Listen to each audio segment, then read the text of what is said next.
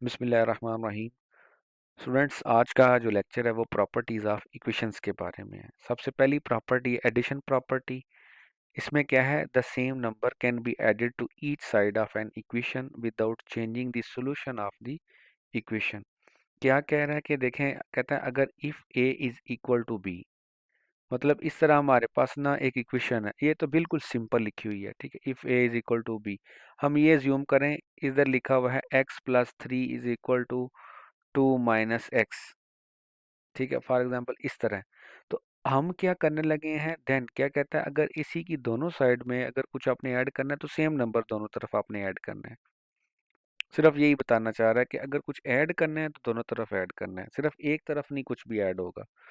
तो अगर आपने इसी तरह सब्ट्रैक्शन प्रॉपर्टी, अगर कुछ सब्ट्रैक्ट करना है तो दोनों तरफ आपने सब्ट्रैक्ट करना है, उसका सोल्यूशन पे कोई फर्क नहीं उस तरह आएगा, ठीक है। जब आप सेम काम करोगे ना, ठीक है, तो अगर इसी के पुराने स्टेप में जाएं तो ये रिमूव हो जाएंगे, ये दोनों चीज़ें ख़त्म भी हो सकती हैं जिनको आप ऐड या सब्ट्रैक्ट कर रहे हैं ना दोनों तरफ, ठीक है। मल्टीप्लिकेशन प्रॉपर्टी में आपने क्या करना है, ये इंपॉर्टेंट है, इनको ज़रा पढ़ते हैं कि अगर आपको मल्टीप्लिकेशन की ज़रूरत पड़ जाती है इक्वेशन की, न- ठीक है, तो आपने दोनों सब तरफ किस चीज़ से मल्टीप्लाई करना है। Each side of an equation can be multiply by the same non zero number without changing the solution of the equation.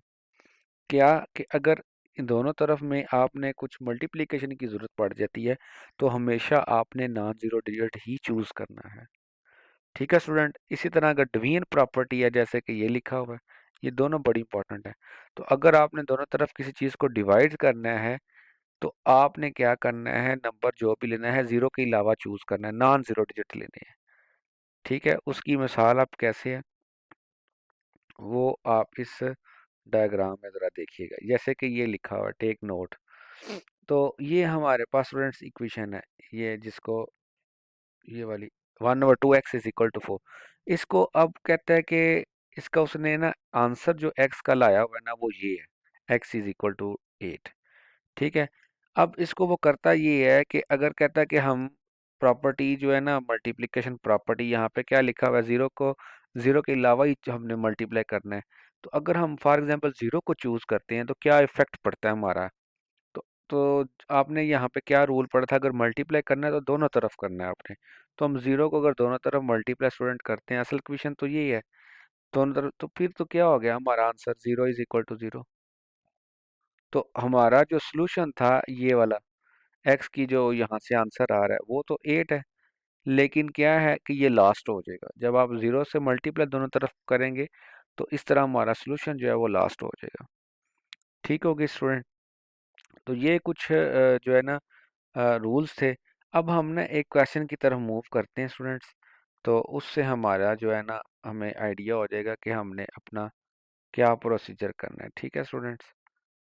तो पेज नंबर जो है इस पे देखते हैं ज़रा।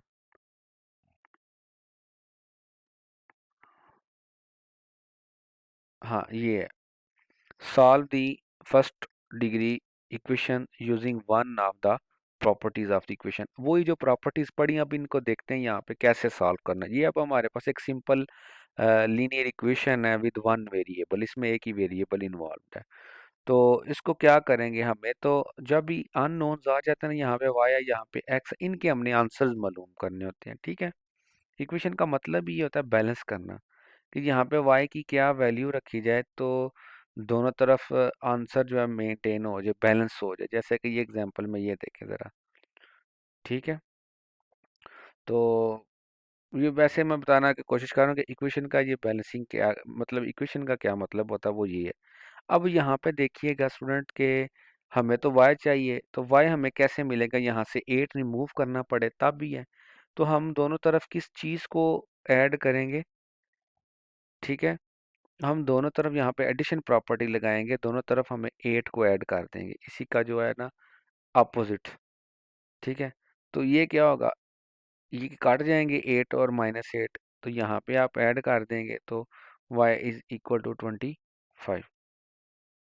तो ये इसका सोल्यूशन भी है, ठीक है।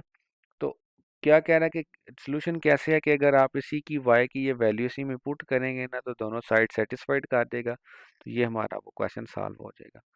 ठीक है, तो इसी तरह अब ये इक्वेशन है, तो इसको हमें x का आंसर चाहिए, तो क्या कर रहे हैं देखें, x के साथ 4 जो मल्टीप्लाई हो रहा है, तो ये रिमूव कैसे होगा।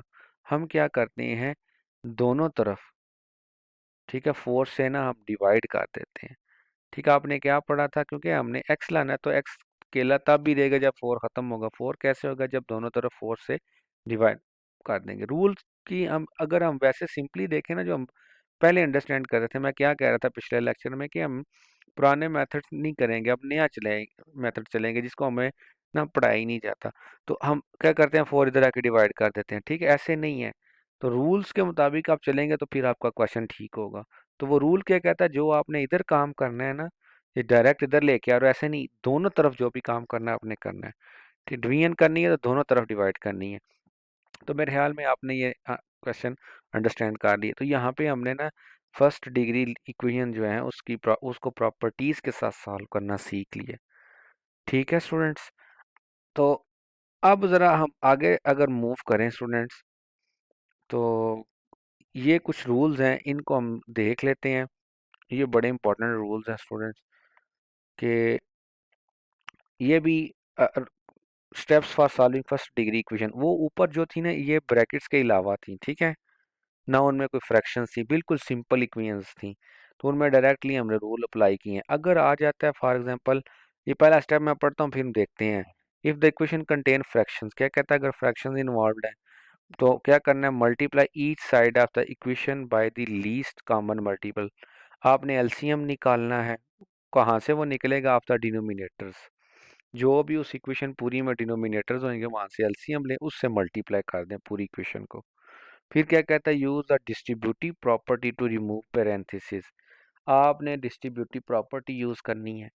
ठीक है, तो फिर क्या करना है, कंबाइन दी लाइक टर्म्स, जो आपकी लाइक टर्म्स होंगी उनको आपने एक दफ़ा देखते हैं, combine any like terms on the right side of the equation and any like terms on the left side of the equation.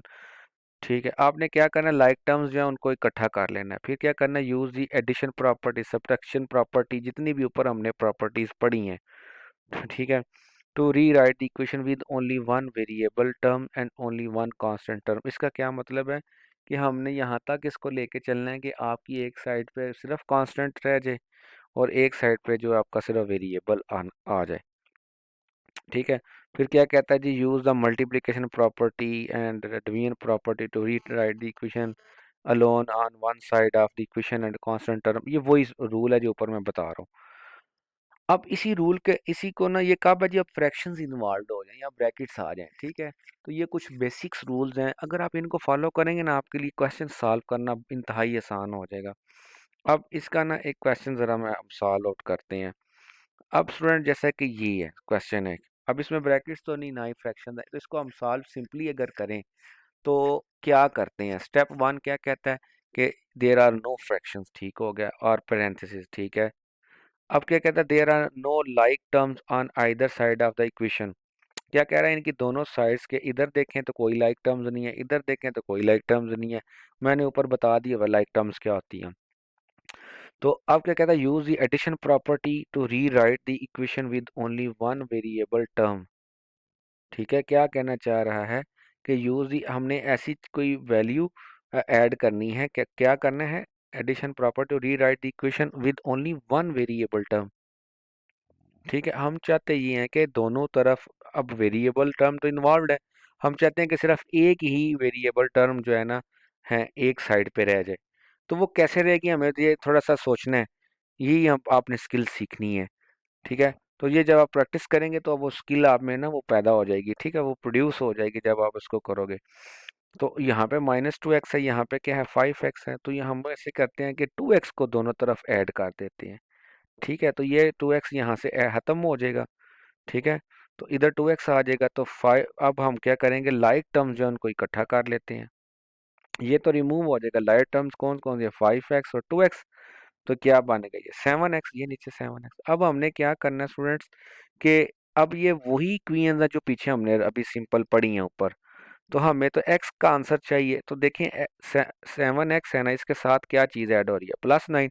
दोनों तरफ आपने सब्ट्रैक्ट 9 कर देना है। ठीक है, जब आप सब्ट्रैक्ट करेंगे 9, ठीक है, तो आपके पास पीछे क्या बचा, एक वेरिएबल टर्म रह गई है और एक आपके पास कांस्टेंट टर्म रह गई है। ठीक है, अब दोनों तरफ हमें तो x का आंसर चाहिए, तो x के साथ 7 मल्टीप्लाई हो रहा है, तो यहाँ पे डिवीजन प्रॉपर्टी लगेगी, दोनों तरफ 7 से डिवाइड कर दें, तो ये आपका आंसर आ जाएगा।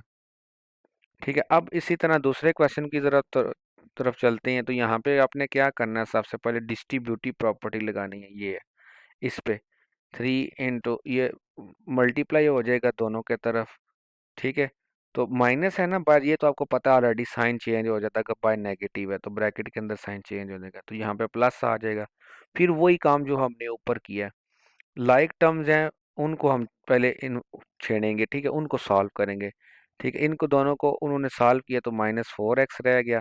अब इधर -2x है, +6 ये ऐसे ही रह गया। अब क्या करेंगे, हमने यहाँ से ना कंबाइन करनी है लाइक टर्म्स। तो हम क्या करते हैं, यहाँ से ना किसी एक को रिमूव करेंगे, एक साइड पे ना वेरिएबल वाली को ना रिमूव करेंगे। अब यहाँ पे -2x है, यहाँ पे -4x है, तो बड़ी वाली को ही हम कर लेते हैं। ये जो है ना -2, इसको ही रिमूव कर देते हैं, दोनों तरफ +2x कर दें, तो फिर ये सिंपल इक्वेशन रहेगी। फिर ये डिवीजन प्रॉपर्टी है, यही काम करना है आपने। ठीक है, आपका x का सोल्यूशन आ जाएगा। अब इसी तरह स्टूडेंट्स आपने क्या करना है, एक नेक्स्ट क्वेश्चन है ये वाला, फ्रैक्शनल आ गया, इसको कैसे करना है बस ये मैं करवाऊंगा, तो वाइंड अप करते हैं। तो यहाँ पे आपने क्या पढ़ा था, जब फ्रैक्शंस इन्वॉल्व हो जाती हैं तो आपने एलसीएम लेना है। तो ये यहाँ पे वो एलसीएम कैसे मिलेगा, अपने डिनोमिनेटर्स चेक करने हैं, ये कौन कौन सा पूरी इक्वेशन में 4 और 3 है, तो इसका आपने एलसीएम लेना है जैसे आप आम करते हैं। ठीक है, ऐसे 4 और 3, ठीक है, लिख के उसका एलसीएम लेंगे तो वो आपका 12 आ गया। उसी से आपने क्या वो स्टेप पढ़ा था कि मल्टीप्लाई कर देना पूरी इक्वेशन को, तो इस तरह लिख दिया, दोनों तरफ मल्टीप्लाई कर दी। अब यहाँ पे डिस्ट्रीब्यूटिव प्रॉपर्टीज दोनों तरफ लग जाएंगी, वो डिस्ट्रीब्यूट कर देगा। ठीक है, तो इसको आप करोगे तो ये डिस्ट्रीब्यूटिव प्रॉपर्टी लगेगी, 12 इसके साथ मल्टीप्लाई होगा, फिर इसके साथ ये कर दिया, फिर इधर भी वही काम है। फिर देखें आपके पास सिंपल इक्वेशंस आ गई हैं ये वाली। ठीक है, इनको आपने उसी तरह करना है जिस तरह आपने पुरानी इक्वेशंस की हैं। बस यहाँ पे रूल ये था कि आपने एलसीएम लेना है फ्रैक्शनल, वो किस तरह लेना है वो भी आपको पता चल गया। ठीक है, तो बेसिकली आपने ना काम यही करना है। ठीक है स्टूडेंट्स, तो अगर एलसीएम की मैं अगर बात समझाना चाहूँ ना आपको, ठीक है, तो फ्रैक्शनल में ये मतलब कह रहा था, ये एक तो ये वैल्यू थी और एक ये वैल्यू थी। ठीक है, तो इनका आप एलसीएम यार आपको सबको पता है कि कैसे 4 लिखें और 3 लिखें, दरमियान में काम है। फिर आप पता है वो टेबल पढ़ते हो, 2 पे पहले करोगे, टू टू 2 टाइम्स 4। ठीक है, ये 3 ऐसे ही रहा, फिर 2 टाइम्स करोगे। मैं सिर्फ एक करवा देता हूँ, बाकी आप खुद काइंडली इसको देखिएगा, मुश्किल नहीं है। 2 1 टाइम्स है, इधर 3 रह गया स्टूडेंट्स, तो फिर आप 3 पहले इसको करेंगे डिवाइड, ये 1 ऐसे ही रहा, 3 1 टाइम्स 3। तो आपका जो एलसीएम स्टूडेंट्स आ जाता है वो कैसे आता है, ये जो आपकी सारी वैल्यूज आई हैं इनको आप मल्टीप्लाई करेंगे तो आपका एलसीएम आ जाएगा। 3 2 टाइम्स 6, 6 2 12, तो 12 से आपने मल्टीप्लाई कर देना है। ठीक है स्टूडेंट्स, ओके स्टूडेंट्स, अल्लाह हाफिज़। आप इसके क्वेश्चन स्टूडेंट्स कीजिएगा तो इंशाल्लाह ये आपको अंडरस्टैंड हो जाएगा। ओके जी, अल्लाह हाफिज़।